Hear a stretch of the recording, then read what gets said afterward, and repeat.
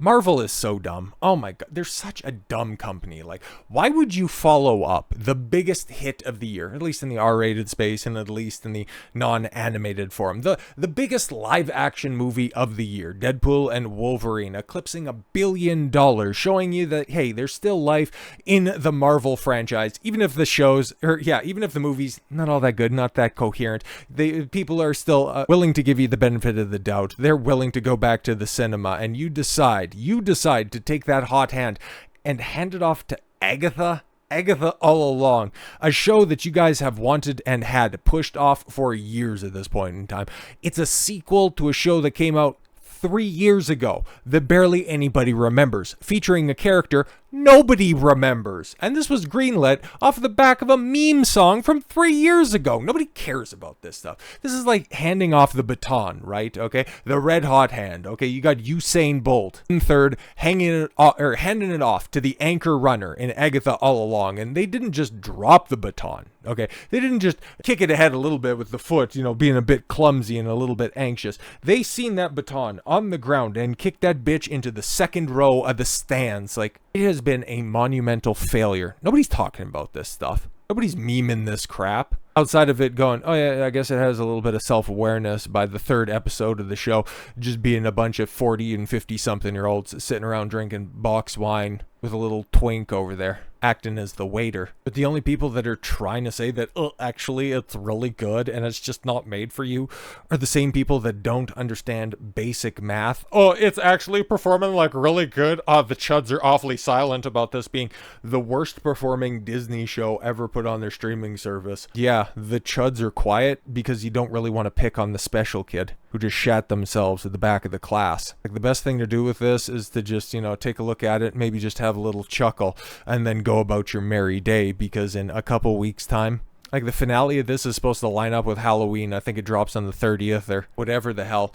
Nobody's going to remember this by the time the trick-or-treaters start coming around to their front door. And you know that that's the case when okay, cool. The big promotion of this is, hey, look at how gay we are, okay? And Sashir Zamata, I guess black lady in the show, her biggest contribution to this is, hey, I'm gay. Okay, cool. And that's all you can say about this. I really hope that those reports that Marvel is just trying to push out all of the crap that they have in the back room, the stuff that they can't cancel, the stuff that they can't delay any further, that they just try to push it out during a good year. Everybody remembers Deadpool and Wolverine. Everybody forgets about Echo, Agatha, and then, of course, their next upcoming project that is going to, of course, be in a part of a much larger, much more unbalanced 2025, because there's still 4 planned projects for Marvel in the cinema to come out. On the TV side of things, not entirely sure, but you kick off the year in February with Captain Black Falcon America Man, that has cost north of $400 million and is not going to make $400. And then you get the Thunderbolts in May, which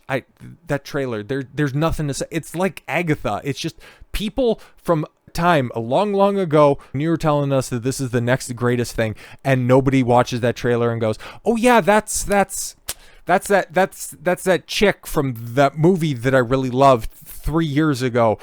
I'm so glad she's back from the movie I totally remember. It's basically a sequel to Black Widow, Falcon and the Winter Soldier, and Ant-Man and the Wasp. Couldn't have picked any more popular shows, any more popular movies to base a movie on. Your first non-Avengers team up in the MCU. The Marvels is, I guess, a trio. Like how in wrestling, you got tag teams and then you got a faction. Anytime that there's, more than 4 people in a stable, call that a faction. Anyways, the first time you do that is with a knockoff Suicide Squad, which DC has tried a couple of different times and in video games, and it's flopped spectacularly each and every time. A good choice on that one. But then, the palette gets, wiped clean after that in the form of, Fantastico Four with a Pedro Pascal. And then, is it Blade? Is it Spooderman 4 that comes out in November? That's supposed to be Marvel at the theaters. And then when it comes to TV shows, Daredevil, maybe, potentially, who knows? The first one out of the gates is supposed to be Ironheart. And guess what? It's going to be Agatha in a tin can with cornrows. I shit you not.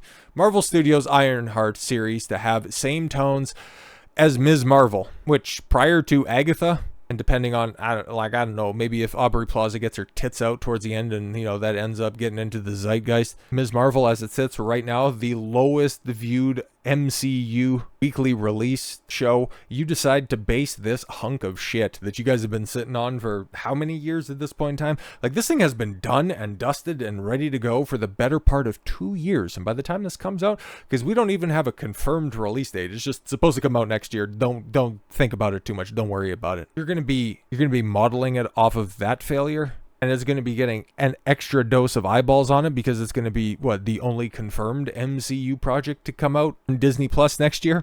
And that's great. And then, it'll confirm that Riri Williams, if you even remember who that is. Remember what movie she got set up in? Oh, yeah, exactly. It's, again, going to be 3 years removed from her introduction to her proper follow-up. But, guys, don't worry. Not just Ironheart. She likes licking Iron Box, too, because that's what people tune in to Marvel shows for. Like, ugh. Well, Marvel Studios remains tight-lipped on their upcoming Ironheart. Yeah, because they're trying to figure out, how do we spin this? Because the marketing is going to be so, oh my God, it's going to be so embarrassing because, we shot this a few years back. And, Dominique, yeah, she was like at 20s, but now she's, I don't know, basically going to be collecting AARP by the time that it rolls around. So how are we going to make this one make sense? Anyways, a new whisper has purportedly revealed a handful of details pertaining to the upcoming D+ series. These alleged insights were brought to light by Twitter user Marvel Updates, a scooper whose track record has seen them quickly break the news of Lady Deathstrike's first appearance in Deadpool and Wolverine, Vanessa Kirby's casting as Sue Storm from the Fantastic Four, and Marvel Studios delaying both the Thunderbolts and the aforementioned reboot to the first family to their current date. So, okay, he's got a track record of success. And hey, guys, are you looking forward to the young black teenage prodigy that's actually smarter and way more accomplished as a genius than even Tony Stark was? Are you ready for that? It's going to be great. Taking to their account on September 25th, Marvel Updates claimed that the upcoming Black Panther Wakanda Forever spinoff, there you go. That's what movie Riri Williams was introduced in. You remember that? Nobody does. Will have the same tones as Ms. Marvel. This is apparently what you can expect. Riri Williams. God, that's impossible to pronounce. Mostly because nobody wants to. She's a part-time U-Haul driver, received a positive reception to its first test screenings. Yeah, this is also the company that was really positive on the likes of The Eternals, Captain Black Falcon and the Winter Soldier, and so many other great and memorable TV series. Movies definitely haven't dealt untold damage to the brand. But yes, interestingly, lending credence to the Marvel Updates information is the fact that it's not the first individual to make mention of the series' supposed bisexual Riri reveal, as that honor belongs back to Daniel RPK, who scooped the exact information way back in February of 2021. Yeah, back when just the project was a mere year or two old, right? God, that costume looks like ass, bro. What the hell, man? Further, should she be revealed as bisexual, it would represent a significant deviation between her MCU and original comic book incarnations, as the source material has never once depicted Riri as having any non-heterosexual romantic feelings. Wow, so they're actually doing something different. They're sticking a chick in it and they're making her straight? Wow, weird. Oh, well, Champions Volume 3 writer Jim Zub, nobody knows what that is, has teased that he originally intended for his run on the teen team-up. Yo, you're worried about teenagers' sexuality? Yo, I need to make a quick call to C. Hansen here real quick, okay? Just give me a second. These plans were ultimately nixed by other in the Marvel offices. Sometimes you have romantic plans for a story, and they get vetoed partway through. Right. If you read a comic by me and you wonder why a romantic thread just seemed to end for no apparent reason, well, actually, everybody who's ever read one of your comics didn't get to the end of your run because you're just bad at your job. No official word has been given regarding Riri's storyline. Nobody's cared to ask, really. Even when these scoopers place calls, their inside sources with the express purpose of asking about Ironheart, Agatha before it, they're even sidetracked because we're hearing all of this information and it's mostly just coming from the cast and post-release interviews that basically spoil all of the twists and turns in Agatha All Along, like Aubrey Plaza being Lady Death. That makes absolutely no sense. You already told Thanos' story. It would almost be as stupid. Yo, check this out. It would almost be as stupid as introducing a character like, I don't know,